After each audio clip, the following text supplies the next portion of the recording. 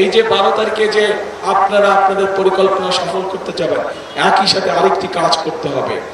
এই যেই অধিকার ফিরানোর জন্য আবু সাইদ নিজের জীবনকে উৎসর্গ করেছে, চট্টগ্রামে ওয়াসিম নিজের জীবনকে উৎসর্গ করেছে, এরকম হাজারো মানুষ যারা নিজের জীবনকে উৎসর্গ করেছে, তাদের মানুষের ভোটের অধিকার, কথা বলার অধিকার, অর্থনৈতিক অধিকার প্রতিষ্ঠার মাধ্যমে যেমন তাদের এই জীবন উৎসর্গকে আমরা মূল্যায়ন করতে পারবো, একইভাবে তাদের জীবন উৎসর্গকে মূল্যায়ন করতে হলে আমরা যে জুলাই সনদে স্বাক্ষর করেছি, সেই জুলাই সনদকেও আমাদের সম্মান করতে হবে।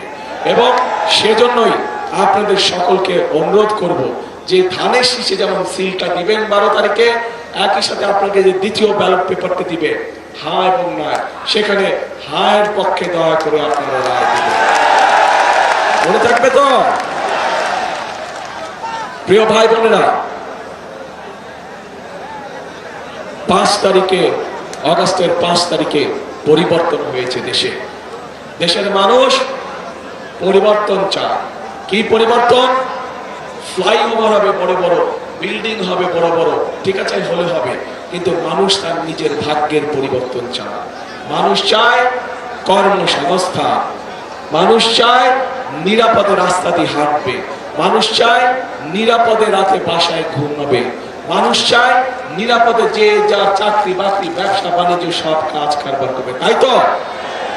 কাজে সেই নিরাপদ ব্যবস্থা যদি তৈরি, তাহলে আপনাদেরকে সমর্থন লাগবে।